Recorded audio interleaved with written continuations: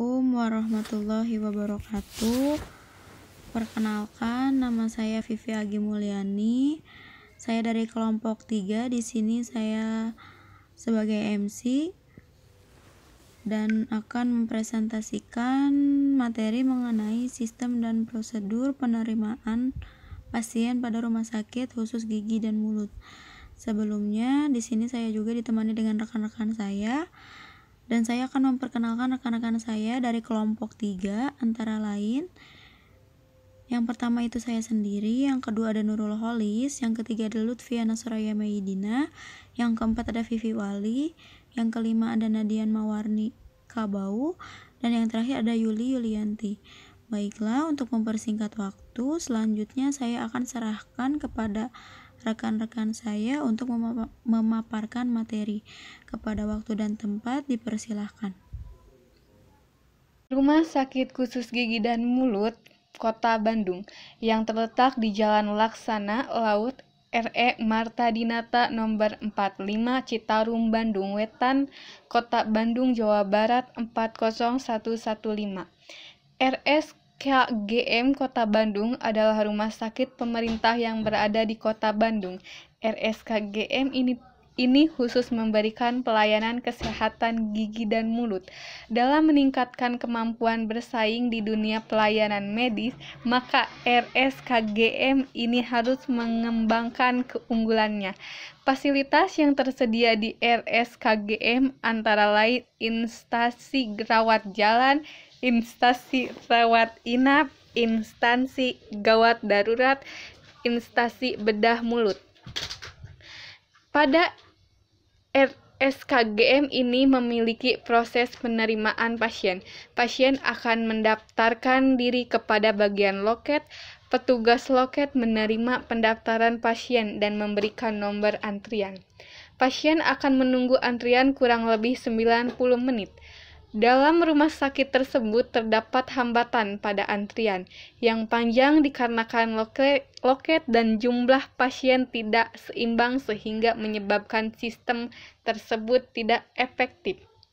Pada sistem lama terdapat banyak masalah yang penerimaan pasien dan juga ada ketidakaturan data yang pasien berikan dengan data yang ada dalam sistem rumah sakit dikarenakan kelalaian petugas yang menerima pendaftaran.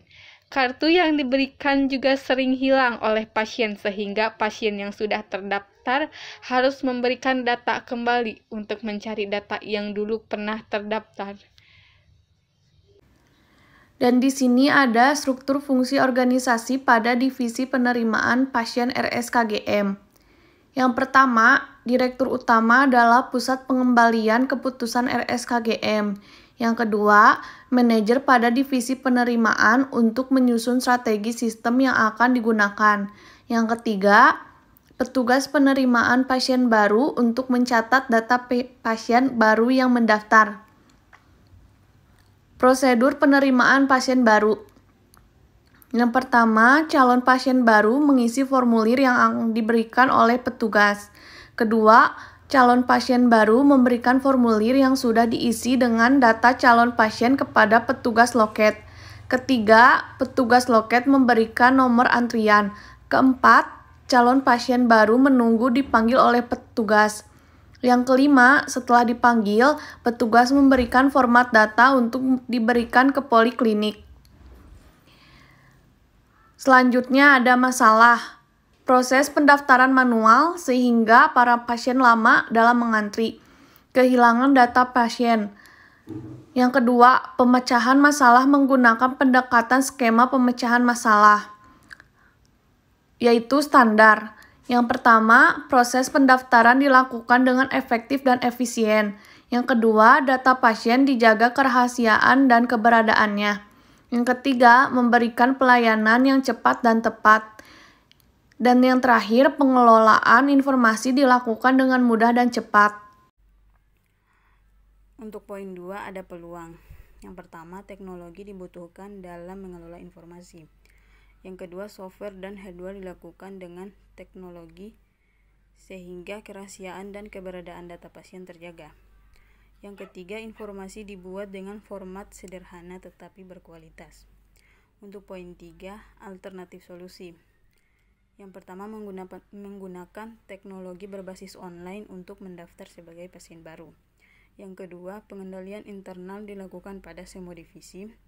Yang ketiga, proses pendaftaran diperbaiki sesuai perkembangan sistem informasi. Yang keempat, dokumen atau data yang ada dirancang atau diperbaiki.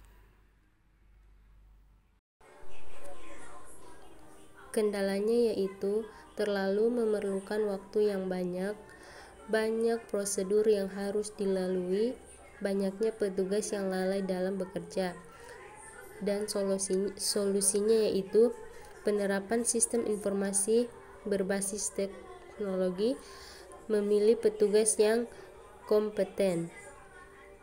3. Framework, perkembangan sistem, performance, petugas yang lalai dalam bekerja, information, terkadang informasi mengenai data pasien bisa hilang karena sistem informasi yang tidak memadai, ekonomis, terlalu banyak menggunakan sumber daya, controlling, kurangnya pengawasan terhadap data pasien, salah dalam mengambil keputusan, kurangnya pengawasan terhadap kinerja petugas penerimaan, efisiensi, lambatnya dalam proses penerimaan pasien, servis, pelayanan dalam penerimaan pasien terlalu lama sehingga pasien yang mendaftar menunggu terlalu lama.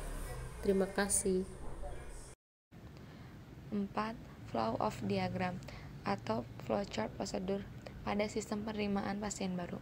Pertama-tama, kita mendatangi customer service dan akan diberikan formulir pendaftaran. Kemudian, pasien baru akan mengisi formulir pendaftaran tersebut. Setelah formulir pendaftaran sudah diisi oleh pasien baru, formulir tersebut diberikan kepada bagian penerimaan. Setelah formulir diterima oleh bagian penerimaan, formulir tersebut akan diproses.